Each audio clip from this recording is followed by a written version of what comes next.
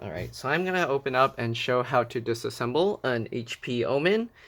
This is model 15-AX256NR.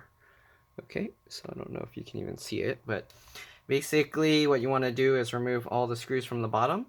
So there's 4 screws up here, there's 2 more screws on the sides, and then there's another 4 screws on the bottom here. After you remove all those screws, what you want to do is you get between the cover and the palm rest, and you just pry it around with your fingernails or a pry tool. Just go all the way around, okay, just like that. Go on both sides.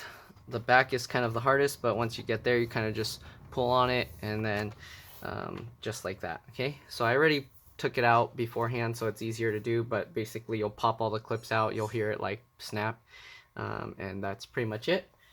Okay, so as you can see, it has 2 slot for 2 sticks of RAM that you can upgrade. Then there's a 2.5-inch hard drive or SSD you can put. The CPU and the GPU are both soldered to the board, so you can't upgrade them. The wireless card is here. You can remove that just by lifting the tail close to the connector as possible at an angle, and it'll pop off. Don't lift from the front here because you can break those off. Then you can see the DC jack here. So the DC jack, you'd have to undo the hinge and move it out of the way, and then you can actually pull the tail of it. Like if you wiggle it, you can pull it out and replace the DC jack.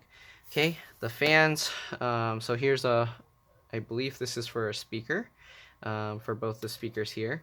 And then you got the fans. The fans are both exactly the same. There's 3 screws holding both. So this fan sits on top of this one. So three screws are on holding both fans in place, and then 1 screw is just used to hold both. Okay. So then you got the LCD connector right here. The fans, this one I had to repair, so there's a video I have for repairing fans if you have an issue with your fan. But basically, you just disconnect this, take out the screws, and you can take the fan out. And then there's a metal plate you can remove, and you can remove the propellers to add grease to the bearings. So there's that.